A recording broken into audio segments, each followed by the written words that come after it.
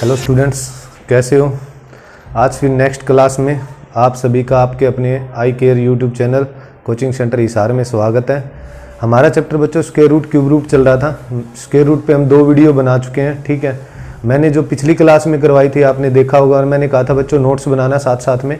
मैंने प्लस और माइनस वाले करवाए थे जिनके अंदर फैक्टर बनते थे। अगर फैक्टर बनते हैं और डिफरेंस कंडीशन क्या थी बच्चों, 1 थी। अगर ऐसा क्वेश्चन बनता था तो हमें हमेशा प्लस के साइन में बड़े वाला अंक लेना था और माइनस के साइन में छोटे वाला। फिर मैंने सिखाया था बच्चों जैसे 7 7 आ जाए, ऐसे नंबर आ जाए जिनके फैक्टर ना बनते हो, तो मैंने अपने एक फार्मूले से बताया था प्लस और माइनस का दोनों का फार्मूला करके। उसी तरह बच्चों नेक्स्ट क्वेश्चन पे चलते हैं, आगे चलते हैं, थोड़ा और समझते हैं उस चैप्टर को।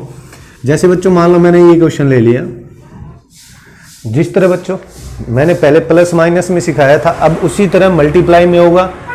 ऐसे ही क्वेश्चन आएगा एग्जाम के अंदर, बिल्कुल सेम नंबर होगा। कहां तक होगा? इनफाइनाइट तक होगा। कहां तक होगा? इनफाइनाइट तक। तो पहले बच्चों में इसका बेसिक समझाता हूं, फिर आपको डायरेक्ट बताऊंगा। करना नहीं है बेसिक, हमें डायरेक्ट आंसर बताना है, बट आपकी नॉलेज के लिए, समझने के लिए आपको बेसिक करना है। जैसे मैं मान लेता हूं बच्चों ये x के बराबर है। किसके बराबर है बच्चों? x के बराबर। अब मैं कह रहा हूं कि स्क्वेयरिंग बोथ साइड,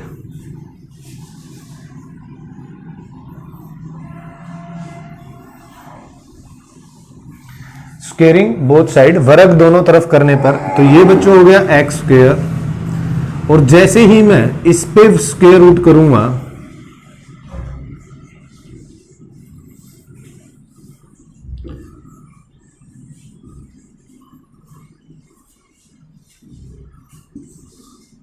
तो आपको पता है बच्चों स्क्वेयर से स्क्वेयर रूट क्या हो जाएगा? कैंसिल हो जाएगा। क्लियर है? तो ये बच्चों क्या बचा? एक्स स्क्वेयर बराबर क्या बचा? ये 7। अब बचे हुए को वापस क्या मान सकता हूं मैं? x। पिछली वीडियो में, लास्ट वीडियो में बच्चों मैं आपको समझा चुका था, जब भी कोई चीज इनफाइनाइट तक हो तो उसमें से कोई चीज निकाल ले या डाल दे तो उसमें कोई फर्क नहीं पड़ता। जैसे मैं कहूं इसमें कितने 7 है, हमें नहीं पता कितने 7 है। एक 7 बाहर आ गया, कितने 7 बच गए, हमें नहीं पता कितने 7 बच गए। तो बचे हुए को क्या मान सकता हूं बच्चों? मैं x मान सकता हूं। तो मैंने इस बचे हुए को क्या मान लिया? x। क्लियर है? अब एक्स स्क्वेयर है, यहां x है, तो क्या हो गया बच्चों? एक्स स्क्वेयर बटे में x बराबर क्या हो गया? 7। अब x से x क्या हो जाएगा? कैंसिल। और x की वैल्यू क्या आ जाएगी बच्चों? 7 आ जाएगी। x की वैल्यू कितनी आ जाएगी? 7। क्लियर है? दोबारा से रिपीट कर रहा हूं मैं, बेसिक से सिर्फ समझना है बच्चों, करना नहीं है हमें। बेसिक से डायरेक्ट आंसर लेने इनके। आपको पता है ये क्वेश्चन आएगा, सेम वैल्यू होगी, कहां तक होगी? इनफाइनाइट तक। मैंने किसके बराबर माना बच्चों? x के बराबर। स्क्वेयरिंग बोथ साइड किया, वर्ग दोनों तरफ करने पर, तो ये एक्स स्क्वेयर हो गया। स्क्वेयर रूट से स्क्वेयर रूट क्या हो गया बच्चों? कैंसिल। अब मैंने बताया कोई भी अगर इनफाइनाइट तक हो, अनंत, हमें पता नहीं है कितनी है, अगर कोई भी चीज इनफाइनाइट तक हो, उसमें से कुछ निकाल ले या डाल दे तो कोई फर्क नहीं पड़ेगा। तो 7 बाहर आ गया, जो बच गया वो भी क्या बच गया बच्चों? x ही बच गया। अब आपको पता है x से क्या हो जाएगा? कैंसिल। और x का मान क्या आ जाएगा? 7 आ जाएगा। क्लियर है? इसलिए बच्चों इसी से ट्रिक बना दी कि अगर ऐसा क्वेश्चन कभी भी आ जाए, सेम नंबर हो, मल्टीप्लाई में हो और कहां तक हो? इनफाइनाइट तक, तो वो हमेशा खुद क्या होता है बच्चों? आंसर होता है। डायरेक्ट कर देना है आपको। आपका आंसर कितना होगा? 7 होगा। क्लियर है? इसी को मैं जनरल फॉर्म में लिख के दिखाता हूं बच्चों आपको। समझते हैं। जैसे क्या लिखा मैंने, मान लो आपको ये दिया गया है, अगर कोई सेम नंबर बच्चों, अगर कोई सेम नंबर इनफाइनाइट तक हो और क्या हो? मल्टीप्लाई में हो, तो आपको डायरेक्ट करना है कि डायरेक्ट आपका आंसर कितना होगा? वही वैल्यू होगी बच्चों, m होगा। क्लियर है? मैंने ये जनरल फॉर्म लिख दी है बच्चों। ये जनरल फॉर्म आपको भी नोट करनी है अच्छे से, कि अगर कोई सेम नंबर मल्टीप्लाई में हो और कहां तक हो? इनफाइनाइट तक हो, तो डायरेक्ट आपका आंसर क्या होगा? m। बेसिक से मैंने सोल्व करके दिखा दिया आपको पीछे कि भाई ये कैसे सोल्व होगा। x मानना है, दोनों तरफ वर्ग करना है, स्क्वायर से स्क्वायर रूट क्या हो जाएगा? कैंसिल। और इसी तरह x का मान वही आएगा जो वो नंबर होगा। क्लियर है? जैसे मान लो एग्जाम के अंदर बच्चों ये क्वेश्चन मिल जाता है आपको,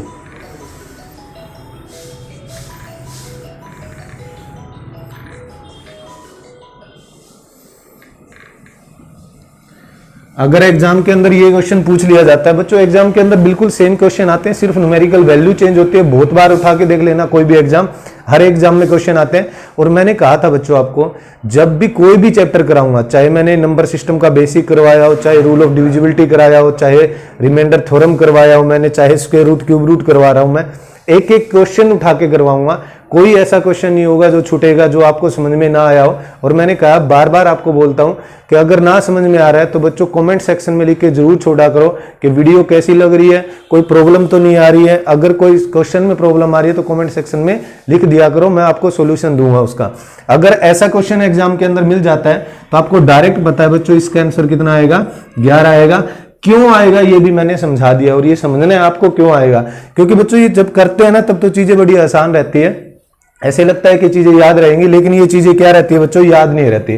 तो इसलिए हमें क्या है, पहले बेसिक समझना है, करना बेसिक से नहीं है भाई ये ऐसे क्यों होता है, कहां से ये ट्रिक बनी है, क्लियर है। तो हमें जब भी ऐसा नंबर मल्टीप्लाई में सेम नंबर और इनफाइनाइट तक हो तो हमारा डायरेक्ट आंसर क्या होगा बच्चों, रूट जो 11 जो नंबर है वही होगा, मतलब 11 क्या होगा मेरा आंसर होगा। इसी तरह एक नेक्स्ट क्वेश्चन लिया बच्चों मैंने, सेम ऐसे क्वेश्चन मिलेगा आपको एग्जाम के अंदर। आपको पता है सेम नंबर है, मल्टीप्लाई में और कहां तक है, इनफाइनाइट तक है। ये ध्यान रखना बच्चों, ये चीज आपको पता होनी चाहिए, कहां तक होना चाहिए, इनफाइनाइट तक। अगर इनफाइनाइट तक वो नंबर है तो आप डायरेक्ट कहोगे इसका आंसर कितना होगा सर, 5 होगा, क्लियर है बच्चों। इसी तरह मैंने प्लस में सिखाया था, माइनस में सिखाया था, जिनके फैक्टर बनते वो भी सिखाया था, जिनके फैक्टर नहीं बनते उसी तरह। अब मल्टीप्लाई में और कहां तक है, इनफाइनाइट तक है, तो बच्चों आंसर कितना आएगा, सेम वही नंबर होगा। बट इसी में क्वेश्चन में थोड़ा सा चेंज कर दिया जाता है बच्चों कि जैसे मैंने ये सेम नंबर दिया और कहां तक दिया, इनफाइनाइट तक दिया। अगर मैं इसी क्वेश्चन को एग्जाम में ऐसे कर देता, ये मान लो बच्चों ऐसे क्वेश्चन बन जाता, तो आपका आंसर 5 नहीं होता। तो आपका आंसर क्वेश्चन में आंसर 5 नहीं होता। ऐसे गलती मत कर देना बच्चों, वो तभी बनेगा आपका क्वेश्चन जब ये वैल्यू कहां तक दी जाए, इनफाइनाइट तक दी जाए। इसका आंसर कितना होगा बच्चों, 5 होगा, अदरवाइज आंसर इसका 5 नहीं होगा।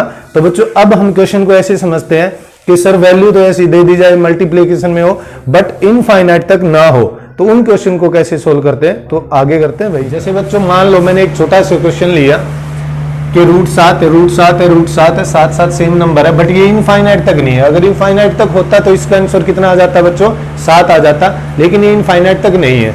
तो बच्चों होता कैसे है, जब आप इसको x मान के दोनों तरफ वर्ग करोगे तो ऐसा नहीं है इसको मैं काट के दोबारा x नहीं मान सकता, क्योंकि ये इनफाइनाइट तक नहीं है। समझ में आया मैं क्या कह रहा हूं, मैं क्या बोल रहा हूं। जब मैं इस चीज को बच्चों x मानूंगा, तो जैसे मान लो मैंने ये x मान लिया, किसके बराबर मान लिया बच्चों, x के बराबर। जब मैं वर्ग करूंगा तो ये स्क्वायर रूट कैंसिल हो जाएगा, तो आपके पास ये वैल्यू ऐसे बच जाएगी।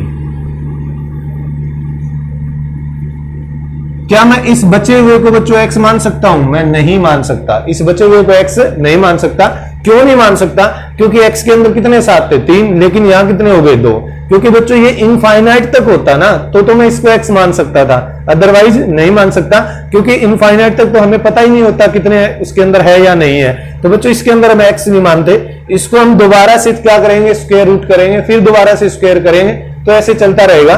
तो बच्चों एक लंबा प्रोसीजर हो जाता है इस तरह। इसी का डायरेक्ट हमने एक सॉल्यूशन निकाल दिया है जो आप डायरेक्ट इस क्वेश्चन पे अप्लाई कर सकते हो, वो देखते हैं कैसे है। तो इसी क्वेश्चन की हम जनरल फॉर्म समझते हैं। जैसे मैंने कहा कि अगर इनफाइनाइट तक कोई नंबर हो तो आंसर सेम रहेगा, वही होगा जो आपका न्यूमेरिकल वैल्यू होगी, लेकिन इनफाइनाइट तक ना हो। जैसे मान लो बच्चों मैंने ये क्वेश्चन दिया आपको, बच्चों पहले क्वेश्चन को अच्छे से समझो, समझ के फिर इंप्लीमेंट करो। उसका पहले से पता होना चाहिए क्वेश्चन कैसे निकल रहा है, सर कैसे सोल्व करवा रहे हैं, ठीक है। अब अगर मान लो ऐसे, ये जरूरी नहीं है 3 बार है, ये 4 बार भी हो सकता है, ये 5 बार भी हो सकता है, ये 2 बार भी हो सकता है, कितनी बार भी हो सकता है, बट कंडीशन क्या है बच्चों, ये इनफाइनाइट तक नहीं होना चाहिए। अगर यही वैल्यू इनफाइनाइट तक हो जाती तो आपका आंसर m होता, लेकिन ये आंसर m नहीं होगा। तो बच्चों हमें बार बार स्क्वायर क्यूब रूट ना करना पड़े, इसलिए हमने इसका डायरेक्ट एक जनरल फॉर्म निकाला कि m की पावर 2 की पावर n माइनस 1 बाई 2 की पावर n, यही हमारा क्या होगा बच्चों, आंसर होगा। बट इसको समझना है अच्छे से क्या वैल्यू होती है। अब देखो पहली बात तो ये बच्चों ये m है, और जो ये वाला पूरा पार्ट है ना, ये वाला पूरा पार्ट, ये इसकी पावर के अंदर है। ये क्या है, इसका पूरा ये जो वैल्यू है ये क्या है, n की पावर है। अब 2 की पावर n माइनस 1 है, ध्यान रखना बच्चों ये 2 की पावर n में से माइनस 1 है। कभी बच्चे गलती कर देते हैं कि 2 की पावर n माइनस 1 कर देते हैं, ये चीज क्या हो जाएगी बच्चों, गलत हो जाएगी। 2 की पावर n में से क्या घटेगा बच्चों, 1 घटेगा। और आपको इस फार्मूले को अच्छा समझना है, आसानी से है, बड़ा आसान से है, मुश्किल नहीं है। बट 2 की पावर n माइनस 1 बाई 2 की पावर n, और ये सारा का सारा किस में है, n की पावर में है, n की घात में है बच्चों, क्लियर है। m का मतलब वही नंबर है बच्चों जो हमें दे रखा है। जैसे मान लो मैंने एक क्वेश्चन लिया, ये वैल्यू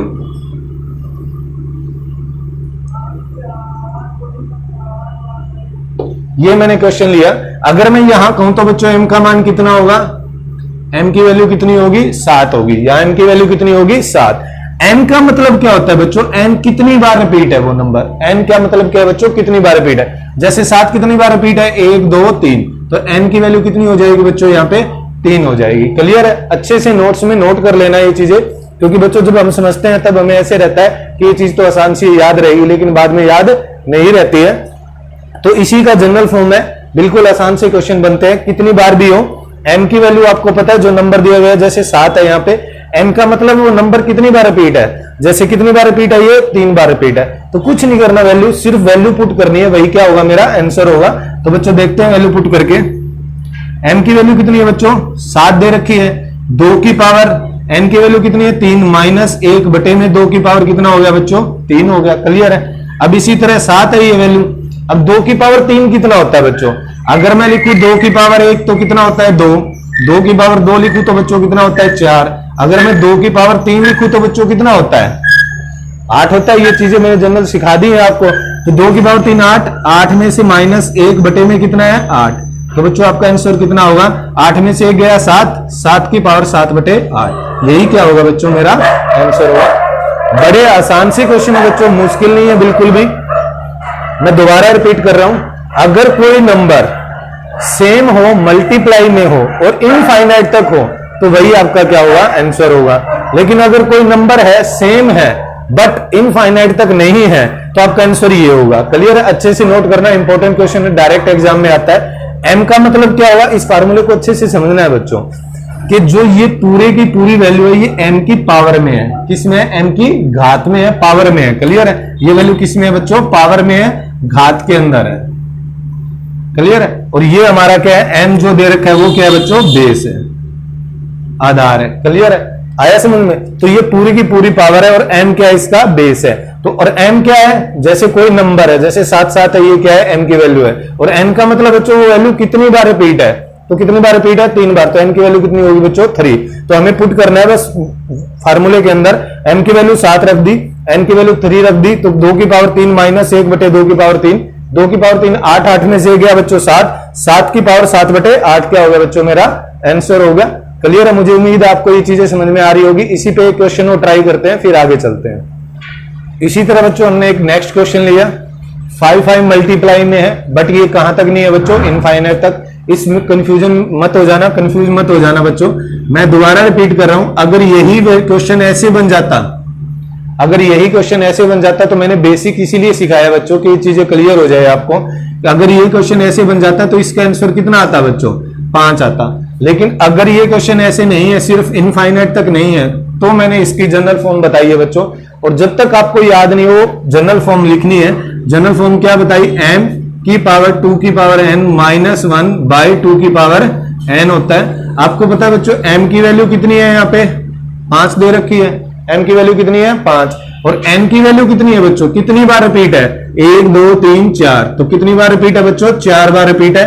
n की वैल्यू कितनी बार रिपीट है 4 बार रिपीट है, तो हमें n की वैल्यू 4 लेनी है। तो वैल्यू पुट करो बच्चों, m की वैल्यू कितनी है 5, 2 की पावर कितनी हो जाएगी बच्चों 4, माइनस 1 बटे 2 की पावर 4। क्लियर है, यही क्वेश्चन बन रहा है। अब बच्चों देखो ये क्या बना 5, 2 की पावर 4 कितना होता है बच्चों, 2 की पावर 4 कितना होता है 16 होता है।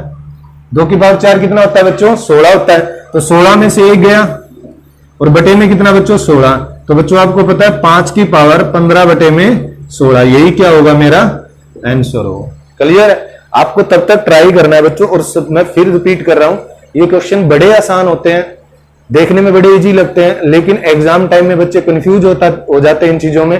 किसी का रूल किसी में लगा देते हैं, किसी का रूल किसी में, और वो कंफ्यूजन पैदा इसीलिए होती है बच्चों क्योंकि हमारे ये क्वेश्चन क्लियर नहीं होते। आप इनको क्लियर करने की कोशिश करो कि अगर इनफाइनाइट तक होता तो इसका आंसर 5 क्यों आता सर, अगर ये इनफाइनाइट तक नहीं है तो हमें फार्मूला यूज क्यों करना पड़ रहा है। अगर आपके दिमाग में ये चीज क्लियर होगी फिर कभी नहीं भूलोगे। क्लियर है, इस पे एक क्वेश्चन और ट्राई करते हैं फिर आगे चलेंगे बच्चों। अब जैसे मान लो एग्जाम के अंदर बच्चों ये क्वेश्चन आ गया, आपको फिर रिपीट कर रहा हूं ये चीज बच्चों कि अगर ये वैल्यू इनफाइनाइट तक होती ना भाई तो इसका आंसर 11 ही होता, लेकिन ये इनफाइनाइट तक नहीं है तो आपको वैल्यू यूज करनी है। और मैंने कहा जब तक आपको यूज करने फार्मूला लिखना, जब तक आपको याद ना हो जाए जनरल फॉर्म कि m 2 की पावर n -1/2 की पावर n। क्लियर है? m की वैल्यू कितनी है? 11 है, और n का मतलब कितनी बार रिपीट है बच्चों? तो 1 2 3 4 5, तो कितनी बार रिपीट है बच्चों?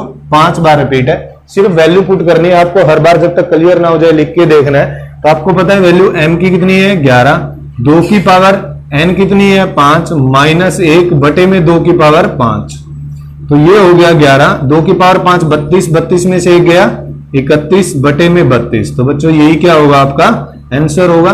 बड़े आसान से क्वेश्चन है, सिंपल से क्वेश्चन है। पिछली वीडियो जरूर देखना बच्चों, स्क्वायर रूट क्यूब रूट की, जहां से मैंने स्टार्ट कराई थी। 2 वीडियो बना चुका हूं मैं इस पे, और मैंने कहा था प्लस तक किया, पहले हमने माइनस किया, ऐसे क्वेश्चन किए जिनमें फैक्टर बनते हो, ऐसे क्वेश्चन किए जिनमें फैक्टर ना बनते हो। क्लियर है? उसके बाद हमने मल्टीप्लाई में किया, कहां तक किया? इनफाइनाइट तक। फिर हमने मल्टीप्लाई में किया, लेकिन जो इनफाइनाइट तक नहीं था। तो इसी तरह बच्चों नेक्स्ट क्वेश्चन पूछा जाता है भाग से, डिवाइड से, तो वो देखते हैं। अच्छा क्वेश्चन है तो उस पर ट्राई करते हैं। इसी तरह बच्चों नेक्स्ट क्वेश्चन उठाया मैंने, सेम नंबर है, रिपीट हो रहा है, और कहां तक है? इनफाइनाइट। लेकिन अब की बार साइन किसका है बच्चों? डिवाइड का है, बीच के अंदर भाग का है। तो पहले मैं वही चीज है, इसका बेसिक कराता हूं, फिर डायरेक्ट देखेंगे।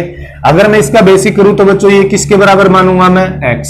लेट मैंने मान लिया ये किसके बराबर है बच्चों? x के बराबर है। अब वही सेम चीज करेंगे हम कि स्क्वेयरिंग बोथ साइड,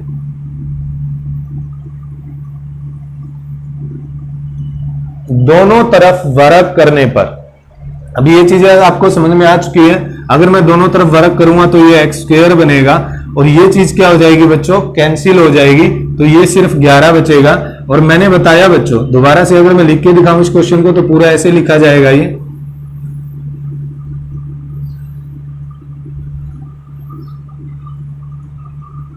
अगर मैंने इसका स्क्वायर किया है तो आपको पता है ये चीज क्या हो जाएगी बच्चों? कैंसिल हो जाएगी।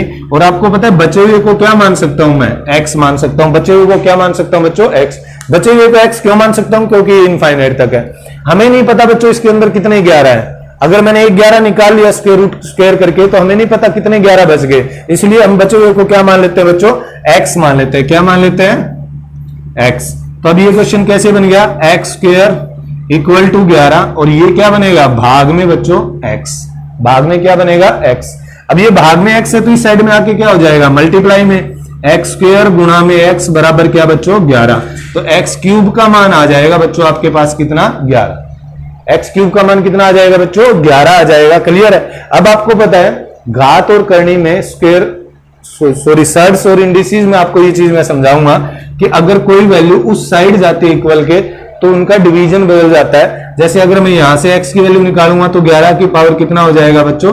1/3 हो जाएगा। 11 की वैल्यू कितनी? 11 की पावर कितनी हो जाएगी? 1/3। जैसे मैं कहता हूं कि रूट x की वैल्यू 5 दे दी मैंने, तो x का मान बताओ बच्चों कितना होगा? अगर मैंने कहा रूट x की वैल्यू 5 है, तो x का मान कितना है? तो आपको पता है बच्चों, ये चीज समझा चुका हूं मैं। इसका मीनिंग क्या है? 1/2। अब पावर 1/2 है, तो उस साइड जाके क्या हो जाता है? स्क्वायर हो जाता है। तो बच्चों कितना होगा आपका आंसर? 25 होगा। क्लियर है? ये सर्ड्स और इंडिसेस में क्लियर कराऊंगा मैं। घात और करनी में पावर के सारे क्वेश्चन करेंगे। तो बड़ा आसान सा क्वेश्चन है बच्चों, भाग के में भी आ जाता है, बहुत बार एग्जाम में पूछ लिया गया है क्वेश्चन, तो आसानी से करना है। अगर कोई नंबर सेम हो और भाग में और कहां तक हो? इनफाइनाइट तक हो, तो बेसिक कैसे होता है बच्चों? स्क्वायरिंग करेंगे बोथ साइड, तो एक्स स्क्वायर हो जाएगा। यहां से स्क्वायर कैंसिल, ये कितना बचेगा? 11। बचे हुए वैल्यू को मैं क्या मान सकता हूं बच्चों? x मान सकता हूं। अब x भाग में इस साइड में आके मल्टीप्लाई हो जाएगा, तो मेरे पास वैल्यू आ जाएगी x क्यूब की वैल्यू कितनी? 11। क्या पता डायरेक्ट ऐसे ही पूछ ले x क्यूब की वैल्यू कितनी होगी। अगर ये वैल्यू देके कुछ भी पूछ सकता है x के बराबर, और x क्यूब की वैल्यू पूछ ले, क्वेश्चन कैसे भी ध्यान से करना है आपको। तो अगर मैं x की वैल्यू पूछूं तो इसका सोल्यूशन कितना होगा? 11 की पावर 1/3 होगा। क्लियर है? तो इसी को बच्चों हम जनरल फॉर्म में लिखते हैं, फिर आगे चलते हैं। ऐसे क्वेश्चन मिलेगा बच्चों आपको, जनरल फॉर्म लिखी है मैंने, m भाग का साइन होगा और कहां तक होगा? इनफाइनाइट तक। अगर ऐसा क्वेश्चन कभी भी मिल जाए तो आपका डायरेक्ट m की पावर 1/3 आपका क्या होगा बच्चों? आंसर होगा। बिना सोचे समझे आप आंसर टिक कर देना, m की पावर 1/3। बट बच्चों मैंने कहा ना, बेसिक करना नहीं है हमें, लेकिन बेसिक सीखना जरूरी है, क्योंकि हमें ये याद रखने में सहायता करेगा। अगर क्वेश्चन चेंज हो जाता है तो हम उसको सोल्व करने का एफिशिएंसी रखते हैं, एफर्ट करेंगे, उसमें अप्लाई करेंगे। ठीक है? अब इसी क्वेश्चन को मैं और थोड़ा चेंज करता हूं। जैसे मान लो बच्चों मैंने ये क्वेश्चन ऐसे दे दिया,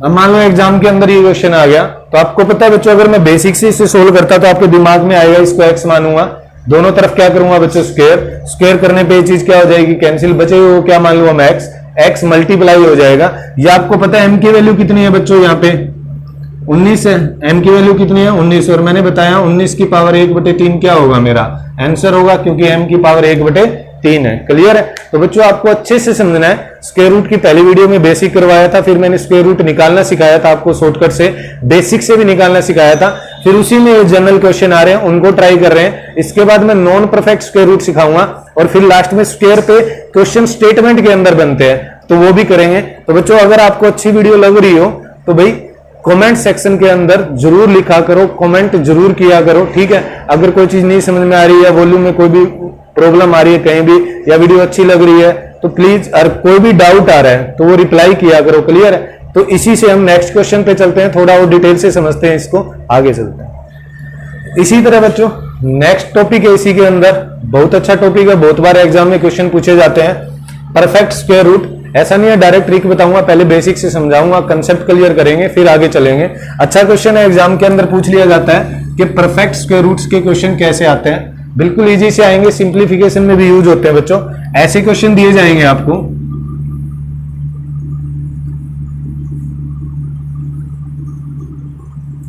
सेवन प्लस में 4√3, क्या पता डायरेक्ट ऐसे ही क्वेश्चन दे दिया जाए, ऑप्शन दे दिए जाए आपको, या सिंप्लीफिकेशन में किसी भी क्वेश्चन में ऐसे बीच में ये वैल्यू यूज हो सकती है, तो आपको ये सोल्व करना आना चाहिए। पहले मैं आराम से बच्चों आपको बेसिक समझाता हूं इसका, फिर हम इस पे डायरेक्ट भी करेंगे, डायरेक्ट कैसे क्वेश्चन बनते हैं। डायरेक्ट मैंने बताया बच्चों कहां से बनेगा, सिर्फ बेसिक से बनेगा।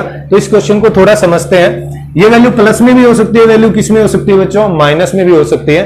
तो आपको क्या करना होता है कि अगर मैं ये बिना जो रूट की वैल्यू है इसको क्या मान लेता हूं, इस वैल्यू को मानता हूं बच्चों मैं a² प्लस में b², इस वैल्यू को क्या मानता हूं मैं a² प्लस में b²। क्लियर है। मैंने क्या कहा 7 प्लस में 4√3, प्लस में भी हो सकता है माइनस में भी हो सकता है। तो जो ये वाली वैल्यू है इसको क्या मान लिया बच्चों मैंने a² प्लस b², और जो ये वाली वैल्यू है बच्चों इसको हमेशा मानेंगे हम 2ab, इसको क्या मानेंगे हमेशा 2ab। क्लियर है। इस वैल्यू को हमेशा क्या मानेंगे a² प्लस b², और जो रूट वाली वैल्यू होगी उसको हम क्या मानेंगे 2ab। क्लियर। अब इसी से आपको ये चीज समझनी है बच्चों कि अगर a² प्लस में b², अगर फार्मूला में क्वेश्चन में प्लस का साइन होता, अगर क्वेश्चन में किसका साइन होता बच्चों प्लस का, तो बच्चों ये फार्मूला बन जाता है ऐसे। समझ में आया। क्लियर है। मैं क्या कह रहा हूं, इस पार्ट को हमें क्या मानना है बच्चों a² प्लस b², इस पार्ट को जो रूट वाला पार्ट है उसको क्या मानना है बच्चों 2ab। क्लियर है। प्लस का साइन है तो बच्चों बीच में किसका साइन कर दो प्लस का, ये प्लस का फार्मूला बन जाएगा। अगर माइनस का साइन है तो बीच में किसका साइन कर दो बच्चों माइनस का, तो ये माइनस का साइन बन जाएगा a² प्लस b² माइनस का कितना हो जाएगा बच्चों 2ab। समझ में आया। क्लियर है यहां तक। अगर प्लस का साइन है तो प्लस का, माइनस का है तो माइनस का, अगर प्लस का है तो ये फार्मूला बन जाएगा, और माइनस का है तो ये बन जाएगा। अब ये फार्मूले तो आपको पता ही है ना बच्चों, तो ये किसका फार्मूला बन गया a प्लस b की होल स्क्वायर का, और ये फार्मूला किसका बन गया a माइनस b की होल स्क्वायर का। अलजेब्रा में पढ़े होंगे आपने, बड़े आसान सी चीजें हैं। अगर मैंने क्या कहा दोबारा रिपीट कर रहा हूं बच्चों में, अगर मैं इस वैल्यू को, ये वैल्यू जो है इसको मैं क्या मानूंगा बच्चों a² प्लस b², और जो ये वाली वैल्यू है इसको क्या मानूंगा बच्चों में 2ab। क्लियर है। अगर प्लस का साइन है तो बच्चों ये पद फार्मूला बन जाएगा, अगर साइन माइनस का है तो बच्चों ये फार्मूला बन जाएगा। क्लियर है। इसका मतलब जो ये वैल्यू है मैं इन वैल्यू को इनके अंदर क्या कर दूंगा चेंज कर दूंगा। क्लियर है। अगर ये वैल्यू है तो इनके अंदर क्या कर दूंगा चेंज। अब ऊपर क्या है बच्चों स्क्वायर रूट का साइन, अब ऊपर क्या लगेगा स्क्वायर रूट का साइन, और स्क्वायर से स्क्वायर रूट क्या हो जाएगा कैंसिल। तो बच्चों अगर a प्लस बी आंसर होगा मेरा, और यहां पे a माइनस बी आंसर होगा, यहां पे मेरा आंसर क्या होगा a माइनस बी। तो क्लियर है। दोबारा से मैं एक बार रिपीट कर रहा हूं बच्चों, ध्यान से समझना। ऐसे क्वेश्चन डायरेक्ट भी एग्जाम में पूछे जाते हैं, या सिंप्लीफिकेशन किसी भी क्वेश्चन में बीच में यूज किए जाते हैं। परफेक्ट स्क्वायर रूट निकालना होता है हमें। क्लियर है। तो हमें क्या करना होता है, जिसमें स्क्वायर रूट में वैल्यू नहीं है उसको हम a² प्लस b² मान लेते हैं, और जो ये वाली वैल्यू होती है उसे हम क्या मान लेते हैं 2ab। क्लियर है। प्लस का साइन है तो हम प्लस कर देंगे, माइनस का साइन है तो माइनस। अगर मैंने प्लस किया तो ये फार्मूला बन जाएगा a प्लस बी की होल स्क्वायर, और अगर माइनस है तो बच्चों ये फार्मूला बन जाएगा a माइनस बी की होल स्क्वायर। और आपको पता है इस वैल्यू को मैंने चेंज कर दिया a प्लस बी की होल स्क्वायर, और इस वैल्यू को चेंज कर दिया a माइनस बी की होल स्क्वायर। अब आपको पता है ऊपर किसका साइन होगा, स्क्वायर रूट का, और स्क्वायर रूट से स्क्वायर क्या हो जाएगा, कैंसिल। तो बच्चों जब भी अगर प्लस का साइन है तो मेरा आंसर a प्लस बी होगा, और मेरा माइनस का साइन है तो बच्चों a माइनस बी होगा। क्लियर है? तो अब ये समझना है कि मैंने आपको ये बताया कि सर जब भी प्लस का साइन होगा तो मेरा आंसर a प्लस बी होगा, अगर माइनस का साइन है तो मेरा आंसर a माइनस बी है। लेकिन ये a और b क्या है, a और b। अब क्वेश्चन में ये रह जाता है कि हम a और b कैसे निकालेंगे। तो बच्चों हमें ऐसी वैल्यू सोचनी है a और b की कि जो दोनों का स्क्वायर करके अगर ऐड कर दूं तो क्या आना चाहिए, 7 आना चाहिए। अगर मैं 2ab के साथ मल्टीप्लाई करूं तो क्या बनना चाहिए, 4√3। क्लियर है? और ये वैल्यू निकालने के लिए बच्चों हमें क्या करना है, हमेशा ये वाला पार्ट उठाना है। क्लियर है? दोबारा से रिपीट कर रहा हूं, आपको ये तो चीज समझ में आ चुकी होगी, ये चीज बनेगी कैसे। अगर प्लस का साइन है तो आपका आंसर a प्लस बी होगा बच्चों, अगर माइनस का साइन है तो आपका आंसर a माइनस बी होगा।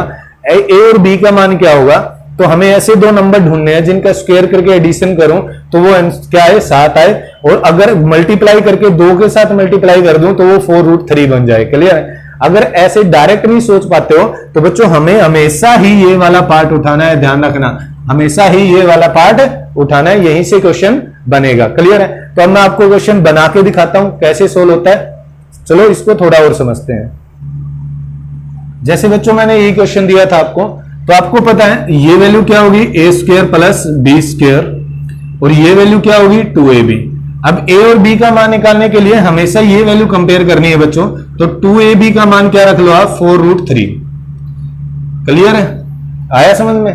आप क्या रख लो बच्चों, 2ab का मान क्या रख लो, 4√3 रख लो। तो आपको पता है 2 दूनी 4, यहां से कट जाएगा और यहां से वैल्यू आ जाएगी ab 2√3। क्लियर है? तो हमें एक बार वैल्यू ऐसे पिक करनी है, हमें लेनी है कि अगर मैं मान लेता a का मान 2 हो और b का मान √3 हो, क्या ये कंडीशन इसे सेटिस्फाई करेगी या नहीं करेगी। बच्चों मैंने क्या कहा, अगर ए बी का मान आपको निकालना है, ए और बी का, तो हमेशा ये वाला पार्ट इक्वल रखना है। यहां से मुझे ए बी का मान आ गया, ए की वैल्यू मैंने कितनी मान ली बच्चों, ए की वैल्यू मान ली मैंने 2, और बी की वैल्यू कितनी मान ली बच्चों, √3। क्लियर है? अब यही चीज हम अप्लाई करके देखेंगे कि अगर इन दोनों का स्क्वायर करके एडिशन करूं तो 7 मिलना चाहिए। तो बच्चों 2 का स्क्वायर और प्लस में √3 का स्क्वायर, तो सोल्व करते हैं। 2 का स्क्वायर कितना हो गया, 4, और आपको पता है ये चीज कैंसिल, तो यहां 3 ही रहेगा, इसका मतलब ये 7 आ गया। इसका मतलब ये चीज क्या है बच्चों, बिल्कुल सही है। क्लियर है? इसका मतलब ये कंडीशन क्या है, सेटिस्फाई कर रही है। अगर मैं दोनों का वर्क करके ऐड कर रहा हूं तो 7 ही आ रहा है, 2 का स्क्वायर और √3 का स्क्वायर क्या आ रहा है बच्चों, 7। अगर इस पे कंडीशन पे अप्लाई करके देखूं मैं, 2 गुणा में कितना ए का मान 2 और गुणा में √3, तो आपको पता है बच्चों कितना मिल रहा है, 4√3। तो ये कंडीशन भी क्या कर रही है, अप्लाई, सेटिस्फाई कर रही है। आया समझ में? मैंने कहा जब भी ए बी की वैल्यू निकालनी हो तो बड़ा आसान सा तरीका है बच्चों, आप लास्ट वाले पार्ट को क्या रख लो, इक्वल रख लो, वहां से ए और बी का मान आ जाएगा। क्लियर है? ए और बी का मान आ गया, जैसे 2 और √3 ले लिया मैंने। अब आप दोनों कंडीशन लगा के देखोगे, अगर ये इसको सेटिस्फाई करता है तो आपका आंसर सही है, नहीं तो ऑप्शन क्या हो जाएगा, गलत। जैसे ए का मान रख दिया, बी का मान रख दिया, 7 आ गया, ये क्या आ गया, 4√3। इसका मतलब ये 100% सही है कि ए का मान 2 है और बी का क्या है, √3। अब साइन किसका बच्चों, प्लस का, तो मैंने बताया था आपका आंसर क्या होगा, a प्लस बी। तो बच्चों मेरा आंसर क्या होगा, 2 प्लस में √3 क्या होगा, मेरा आंसर होगा 2 प्लस में √3 क्या होगा बच्चों, मेरा आंसर होगा। अगर आप इसका स्क्वायर करके देखोगे बच्चों तो आपको यही चीज मिलेगी, यही वैल्यू मिलेगी, कितनी, 7 प्लस 4√3। इसी वैल्यू को मैंने चेंज कर दिया इसके अंदर। क्लियर है? स्क्वायर का स्क्वायर रूट क्या हो जाएगा, कैंसिल हो जाएगा। क्योंकि अगर मैं इस क्वेश्चन को थोड़ा और समझाऊं बच्चों तो ये क्वेश्चन ऐसे बनेगा। क्लियर है? मैंने इस वैल्यू को चेंज कर दिया इसके अंदर, और जब मैं इसका स्क्वायर रूट करूंगा बच्चों तो ये चीज क्या हो जाएगी, कैंसिल। तो मेरा आंसर क्या आ जाएगा, 2 प्लस में √3 आ जाएगा। अब 2 प्लस √3 का स्क्वायर करके देख लेना, आपके पास यही वैल्यू बनेगी। क्लियर है? तो मैं दोबारा से रिपीट कर रहा हूं, एक बार इस क्वेश्चन को अच्छे से समझना बच्चों। जो भी वैल्यू दे रखी है 7, उसको a square plus b square मानना है, रूट वाली वैल्यू को 2ab मानना है। प्लस का साइन है तो प्लस का लेना है बच्चों, माइनस का साइन है तो माइनस का लेना है। क्लियर है? अगर प्लस का साइन है तो a प्लस बी आंसर होगा, माइनस का साइन है तो a माइनस बी होगा। a और b की वैल्यू पता करना है तो बच्चों ये वाला पार्ट हमेशा इक्वल रखना है, जो मैंने यहां रख दिया। a का मान 2 आ गया और b का √3 आ गया। मुझे यहां देखना है क्या ये क्वेश्चन सही है। अगर सही है तो मैं आंसर ये ले लेता हूं, a का मान 2 और b का मान √3। प्लस का साइन है तो a प्लस बी आंसर होगा, 2 प्लस रूट 3 क्या आ जाएगा बच्चों, मेरा आंसर आ जाएगा। क्लियर है? तो मुझे उम्मीद है ये क्वेश्चन समझ में आ रहे होंगे। इसी पे चलते हैं, एक नेक्स्ट क्वेश्चन और ट्राई करते हैं, उसको अच्छे से समझते हैं। जैसे बच्चों मान लो मैंने ये क्वेश्चन ले लिया, एक क्वेश्चन और समझते हैं, अच्छा क्वेश्चन है, बहुत डिटेल से चलेंगे हम और भी आगे क्वेश्चन ट्राई करेंगे।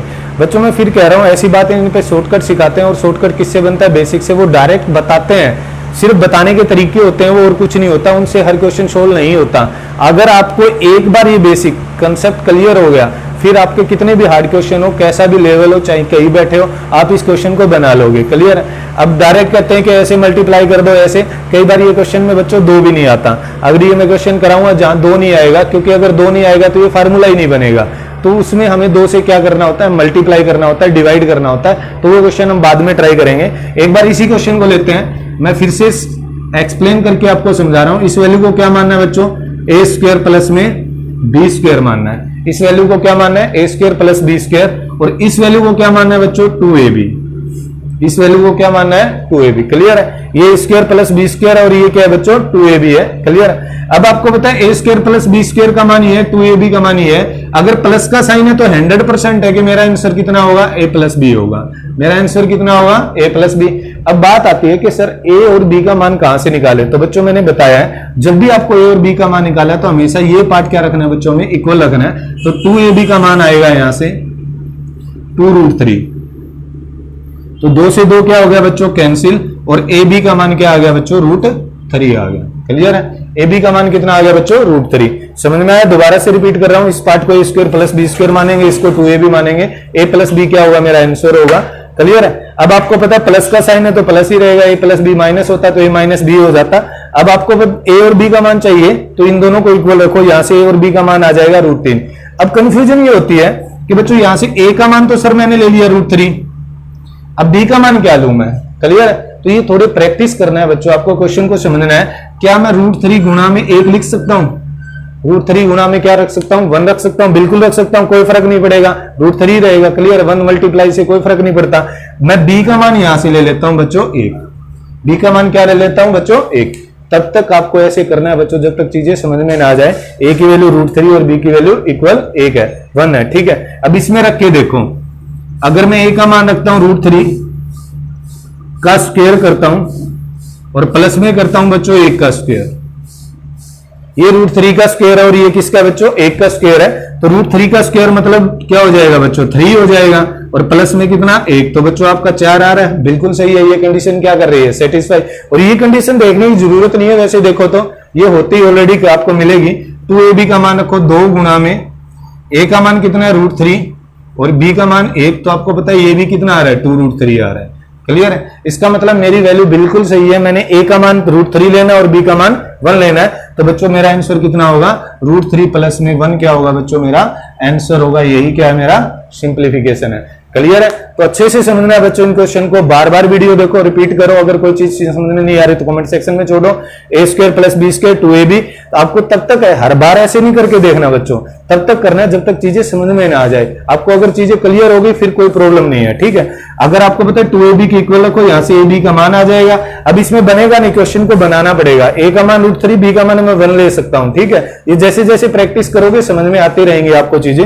b का मान 1 ले लिया, अब दोनों वैल्यू यहां रख के देखी, बिल्कुल कंडीशन सेटिस्फाई कर रही है, तो मेरा आंसर क्या होगा, √3 प्लस 1 होगा। क्लियर है?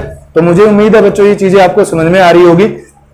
इसी तरह बच्चों मैं नेक्स्ट क्लास लेके आऊंगा स्क्वायर रूट क्यूब रूट पे। मैंने कहा था कितनी भी वीडियो बनाओ, चाहे कितने भी टाइप के क्वेश्चन हो, मैं सारे क्वेश्चन कवर कराऊंगा। ऐसे नहीं है कोई क्वेश्चन मैंने सिंप्लीफिकेशन में उठा लिया, कोई घात और करने में, सारे के सारे क्वेश्चन हम यहीं से करेंगे। क्लियर है? तो आज के लिए बच्चों इतना ही, थैंक यू। और भाई अगर वीडियो पसंद आई हो तो लाइक शेयर और सब्सक्राइब करें, जितना हो सके उतना स्टूडेंटों के पास भेजें। भाई चाहे वो किसी भी चीज की तैयारी करता हो, HSSC SSC, चाहे वो दिल्ली करता हो, कहीं भी, ठीक है, अगर कोई भी कंसेप्ट में डाउट आए या एक्सप्लेन ना किया हो तो मुझे कमेंट सेक्शन में छोड़ सकते हो आप कि सर आपने ये चीज नहीं करवाई। कितने भी क्वेश्चन आप बोल सकते हो, मैं सारे के सारे वीडियो में आपको सोल्व कराऊंगा। बट बच्चों सपोर्ट के लिए प्लीज भाई लाइक शेयर और सब्सक्राइब करें, जितना हो सके फेसबुक, इंस्टाग्राम, टेलीग्राम, हर एक पे शेयर करें। जितने भी आपके यार दोस्त मित्र कजन जितने भी हैं उनके पास ये वीडियो पहुंचे और अच्छे से वो देख पाए। तो नेक्स्ट क्लास में मिलते हैं बच्चों, आज के लिए इतना ही, धन्यवाद।